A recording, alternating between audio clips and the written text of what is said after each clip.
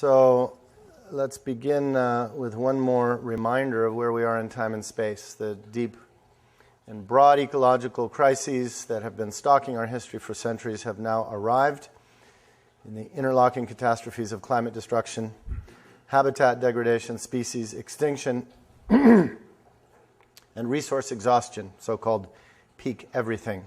More and more people of privilege, though still largely insulated from the hard edge of ecological catastrophe, we are nevertheless intuiting that history is heading toward a dead end.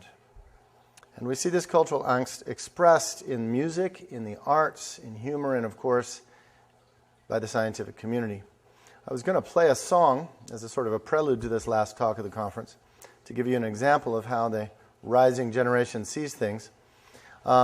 But we can't quite get the sound to work, so instead I will show you the lyrics. No, I tried it. It doesn't work. This is a band from Brisbane, Australia, and they're using a metaphor that has already come up multiple times in this conference. But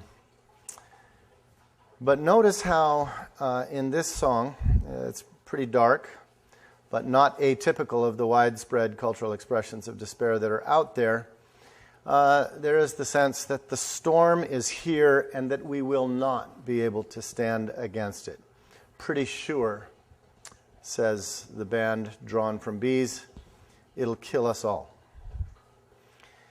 Music helps us get in touch with our emotional bodies, with which we must come into touch if we are to remain human in the midst of this storm. The truth is, this all has come on us like a thief in the night, just as the Apostle Paul said it would. For the entire time that humans have dwelled on this planet, the big patterns of environmental change, no matter how dramatic, happened incrementally, day by day, month by month, year by century, always giving us enough time to adjust. We could rely on the taproot grace of Creator, gifting sun and rain on the just and the unjust alike. Despite occasional millennial fevers generated by the travails of empire, there was always another day, always another generation, always one more chance. But now it really does appear as if the window is closing, relentlessly pulled by machinery of our own making, with a momentum that cannot be reversed even if we could find the will to pull the right levers. And it's all of our own making. Anthropogenic climate catastrophe. From the Greek catastrophe, an overturning, a sudden end. A word first popularized in the English language to connote sudden disaster in 1748, at the dawn of the industrial age. So here we are. The end is near. Our culture is now awash with the very message that not too long ago was universally ridiculed. And as the apocalyptic tune by Drawn from Bees puts it, you build your house of cards, pretty sure it'll all fall down. Now, this historical moment is generating a spectrum of moods in our country and beyond, all of which tend to be reflected in our churches. On the conservative side of the cultural spectrum, there's plenty of narcissistic resignation to the way things are, even rather cynical. Drill, baby, drill is a hard nut to crack, especially as it has reified through the culture wars. But on the liberal side of the spectrum, things aren't that much better. There persists a determined optimism that we can solve all of our problems with a little bit more green technology and ingenuity and geoengineering. Or abandoning this planet for some stellar pioneering, like more colonization will solve our crisis. But these generally are not the moods that those of us in this room struggle with. Rather, we experience swings inside of us and around us that range from pessimistic brooding to slow burn despair and a whole lot of paralysis. We read books by secular analysts with the religious and apocalyptic titles like God's Last Offer and The Bridge at the End of the World. And the rising generation is still our best barometer. There is epidemic nihilism, substance abuse, and depression among our youth. And why not? There are also, of course, young people who are trying to face the music by asserting fierce hope, dancing in the teeth of disaster, as is the case of our sister Tevin East. Still time, by the way, to slip her a check before we all go home to support her amazing ministry. Tevin, just raise your hand. Let's give you a little love one more time.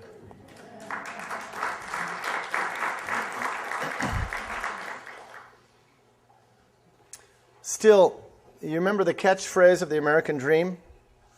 Used to be the future so bright, I gotta wear shades. Remember that? You know what young folk today talk about?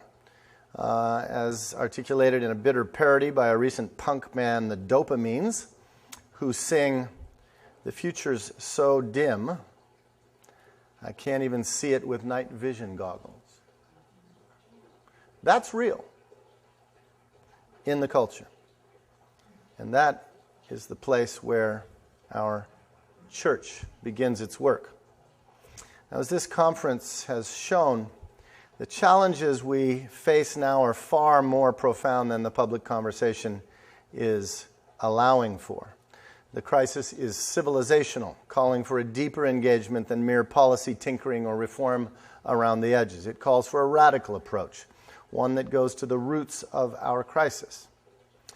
A quarter century ago, Canadian theologian Douglas John Hall, who's already been named here once, argued that theology begins with the experience of disillusionment. And that's why I think this gathering is so important and why theological reflection must lie at the center of our task.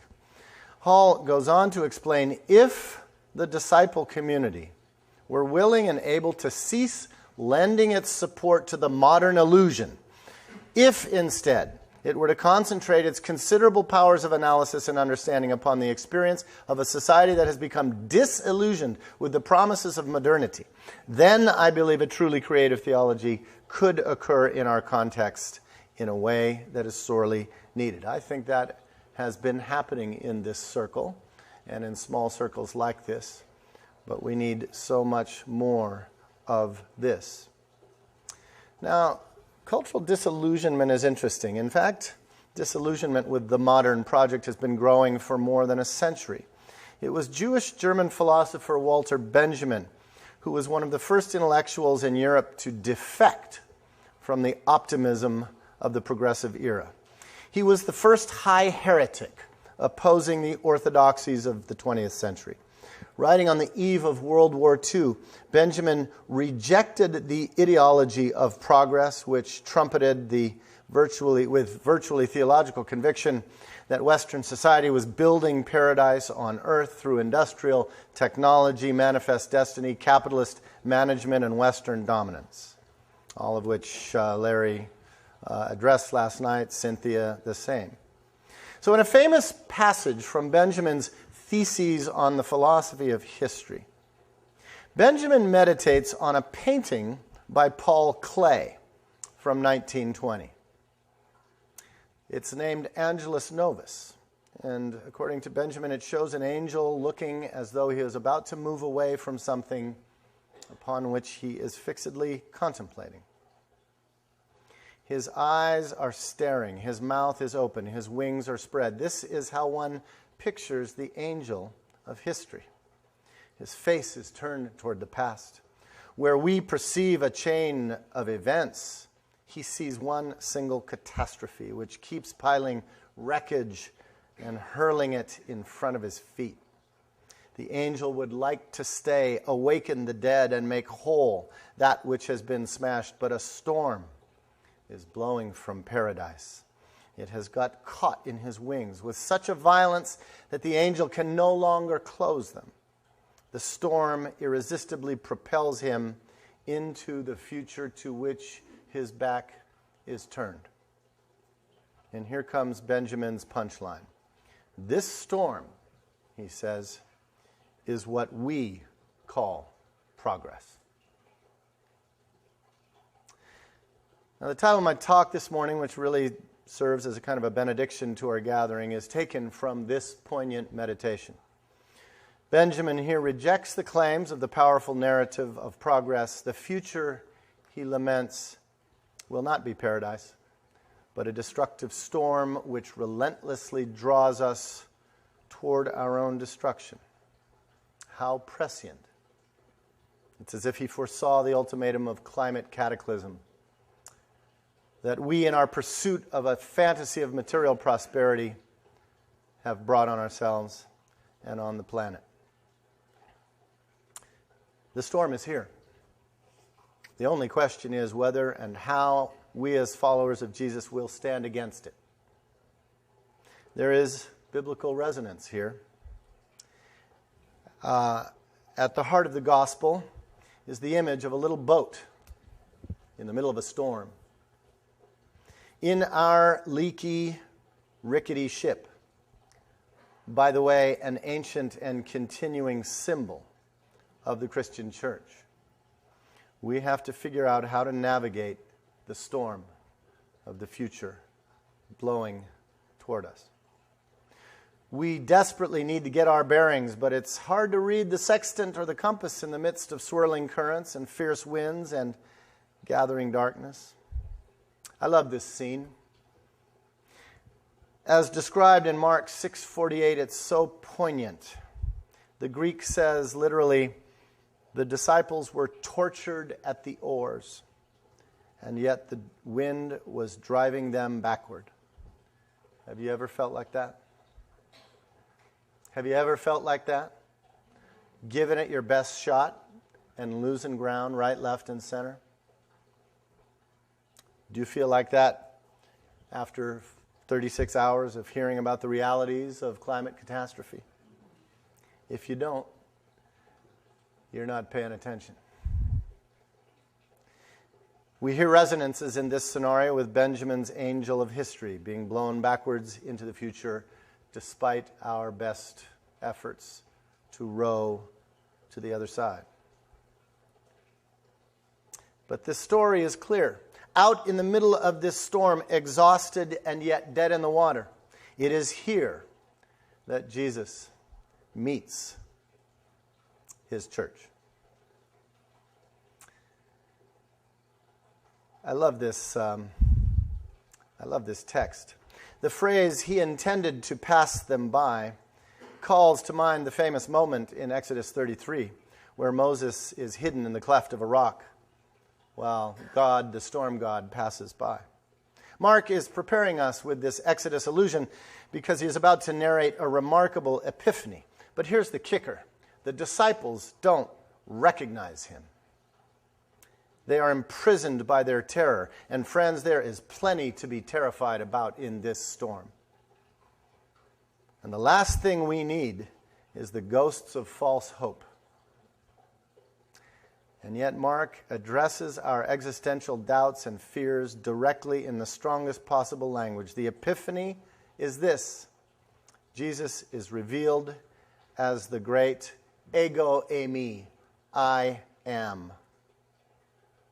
The name, nothing less, of Yahweh in the Hebrew Bible,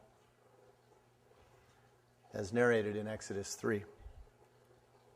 So the first lesson of this story, contrary to what most of us imagine, is that the most reliable place to encounter the divine is not in the safe harbors of church and business as usual, but at the heart of this storm.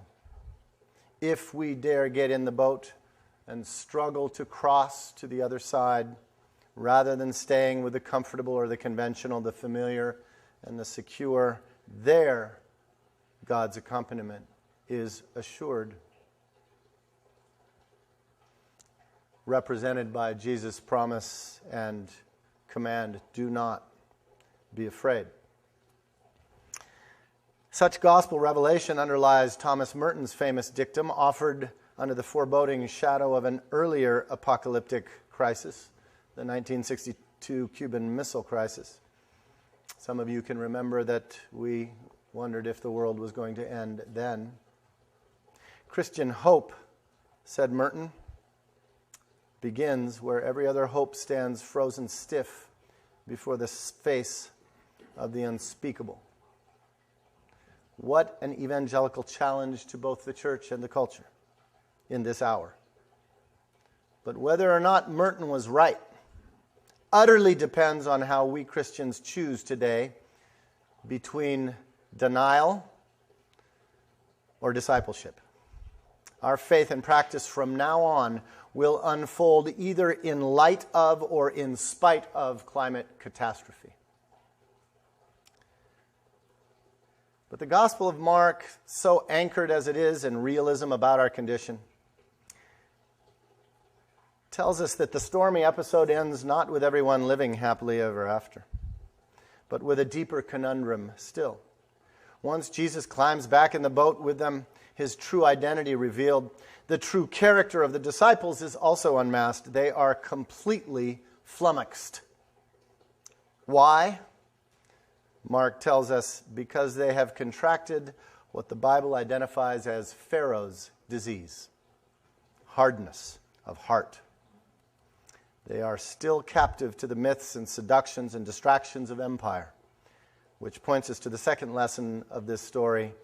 If we are to continue this voyage of faith amidst this storm, we're going to have to face some stuff about ourselves, our culture, and our history. Leave it to a secular prophet like novelist Kurt Vonnegut. Vonnegut summed up the shape of Pharaoh's disease today, which has culminated in the end game of climate catastrophe. Shortly before his death, you might not be familiar with this text, he wrote a poignant poem entitled Requiem. And this is what it says. The crucified planet Earth, should it find a voice and a sense of irony, might now well say of our abuse of it, forgive them, Father, they know not what they do. The irony would be that we know exactly what we're doing. When the last living thing has died on account of us, how poetical it would be if Earth could say, in a voice floating up, perhaps from the floor of the Grand Canyon, it is finished. People did not like it here.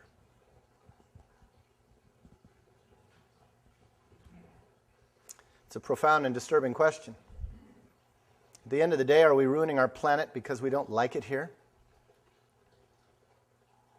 Wendell Berry would resonate. After all, he's been arguing for decades that what has led us to climate catastrophe and soil infertility and aquifer depletion and all the rest ultimately is because of an absence of affection. So here at the close of this gathering, I want to suggest that affection is the issue. And affection is ultimately eroded by abstraction. And while we've reveled these last 36 hours in constructive and critical theological reflection of some of the very best kind available in North America by our sisters and brothers, I fear still, friends, that there is still too much abstraction in our bones. We in our churches still like to float just a few inches off the ground. We have a long, long history of that. So I want to advocate for a paradigm for faith and practice that is intrinsically and indivisibly concrete and contextual and grounded.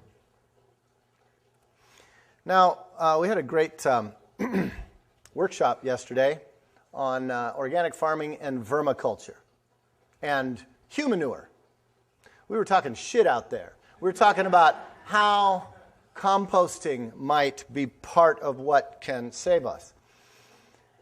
And our workshop leader, one of my oldest friends, began, of course, talking from Wendell Berry. Wendell Berry has been the foremost Christian voice addressing the epidemic of alienation in North America for decades, pressing a diagnosis of pathological rootlessness that has brought us to this point. And yet, despite the gravity of our crisis, Wendell Berry also warns us against high-concept analysis that calls for grand top-down solutions. And this is a quote that Sandy read yesterday at the beginning of the vermiculture workshop. We have been indoctrinated with the idea that every big problem has a big solution. The idea that somebody could come up with a big solution to a big problem, however, is always dangerous. It always makes for trouble, and we're always surprised by the trouble they make. The big problems we have now are going to be solved, if they are ever solved, by hundreds of people accepting local responsibilities for small problems. Now, I accept that that's a little counterintuitive these days. We're looking to big corporations and big politicians and big coalitions for the big solution to this ginormous problem. But what if the answer lies beneath our feet?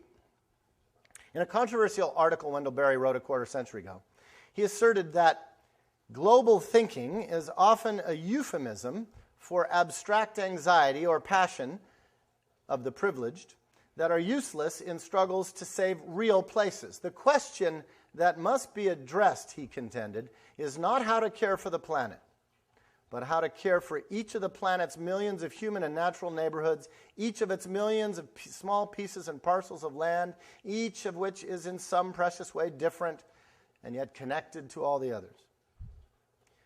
But this isn't a localism that denies the wider crisis, because Berry recognizes no place on earth can be completely healthy until all places are. So I want to reflect in this closing meditation on why I think it's important to acknowledge that environmental theology, which has frankly made a real impact on our churches. That's why we're having this gathering. That's why we're talking. That's why we have fabulous groups like Interfaith Power and Light and the many denominational green advocacy groups, Green Faith, and so on. A lot is happening in our churches compared to 25 years ago. Let's consider that real deepening of our faith. And yet I fear that so much of our discourse around creation care is still too abstract, too generalized, too uncontextual. After all, our practices are not yet remotely the moral equivalent of the crisis we face. Vonnegut's lament about affection brings to mind something that Senegalese environmentalist Baba Dioum said way back in 1968. To paraphrase his argument, we won't save places we don't love. We can't love places we don't know. And we don't know places we haven't learned.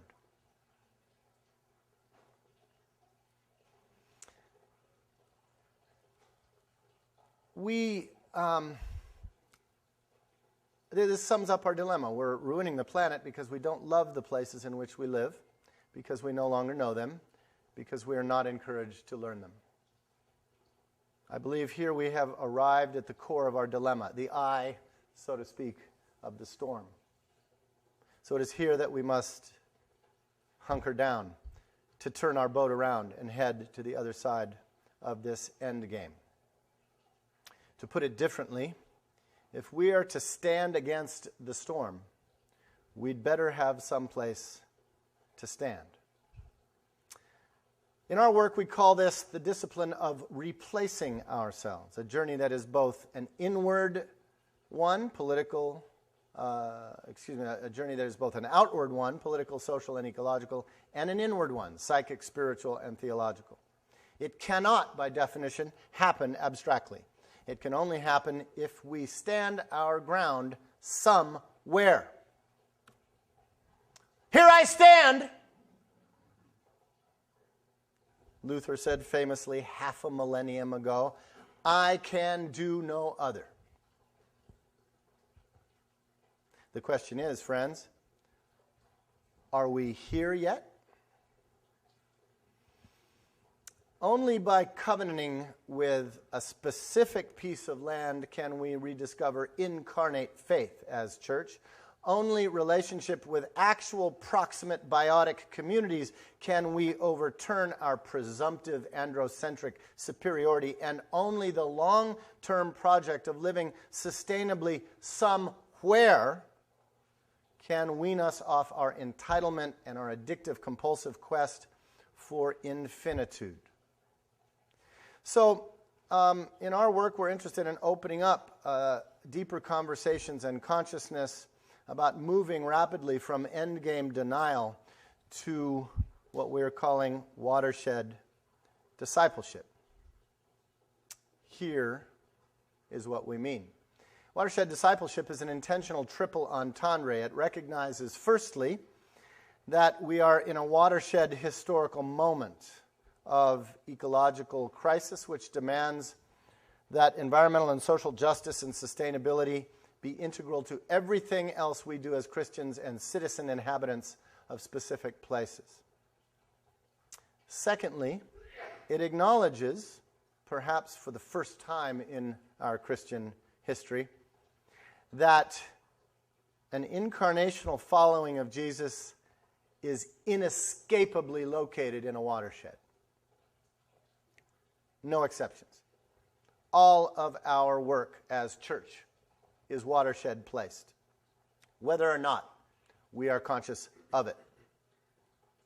And thirdly, and perhaps most challenging, it implies that we need to become disciples of our watersheds, to learn them in order to know them, in order to love them, in order to save them.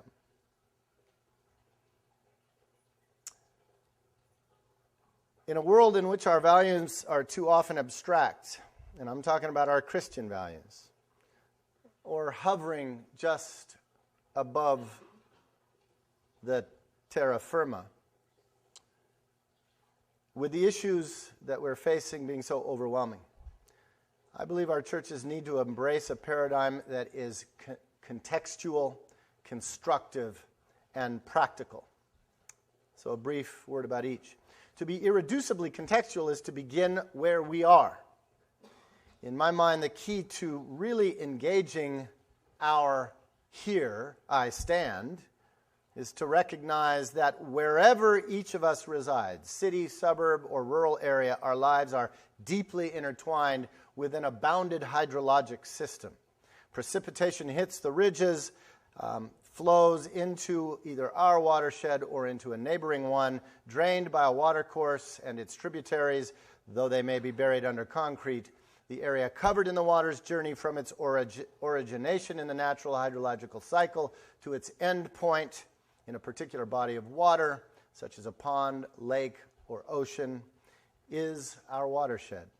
And it is made up of a unique mix of habitats that influence each other, including forests, wetlands, fields, and meadows, rivers and lakes, farms and towns. Each of us lives in one, friends.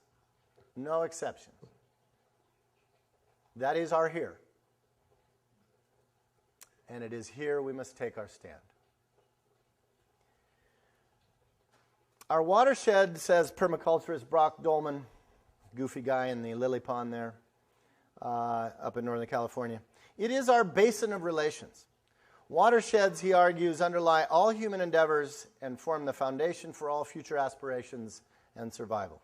And then he cups his hand. He says, the idea is like one of a cradle or a lifeboat. Every watershed on this planet is now compromised and degraded. And every watershed can be healed. But first we need to learn it, to know it enough to save it. And then watershed by watershed, we just might be able to heal the planet and ourselves. How many of you can name the watershed in which you dwell? All right. less than a quarter of us. This is what I'm talking about. In my opinion, the best alternative to narcissistic denial or apocalyptic despair or pessimistic nihilism or privileged intellectual speculation on the end of the world is the constructive public discourse that has developed over the last decade by the growing transition movement.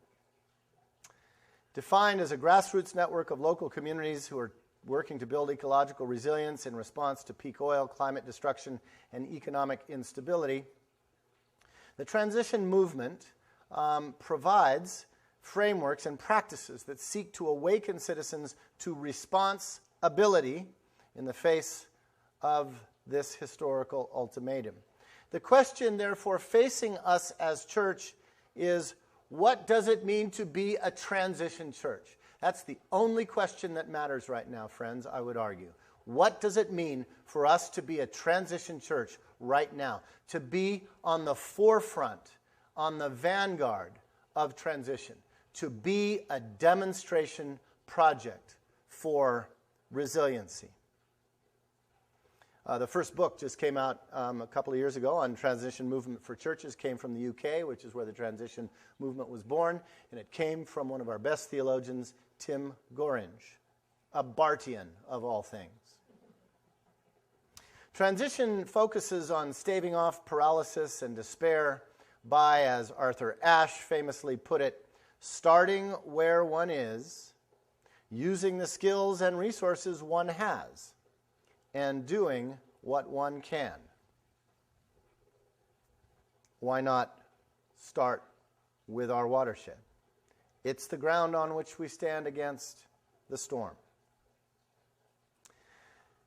This proposal for watershed discipleship is intrinsically practice-oriented, moving beyond idealist or overly theoretical distractions, which are still much too much part of the culture of church. It's about discerning, promoting, and facilitating real, alternative, sustainable lifeways, big and small, at the level of the household, the neighborhood, the city, and the region. Pictured here, as you know, is the well-known map of possible paths facing us under the ultimatum of climate catastrophe, famously plotted by permaculturist David Holmgren. And the only path that matters is the one of creative descent, or what he calls earth stewardship. That is the way of discipleship for us, to embrace creative energy descent. Does that mean struggling for this at a policy level, at the county and state and federal and international level? Absolutely. Does it mean promoting large global movements and huge marches in New York? Yes, it does. But we also don't have the luxury of waiting for the majority to get it. Our discipleship commences not somewhere, sometime. In the famous inaugural call of Jesus in Mark's Gospel, the kingdom of God is here and now.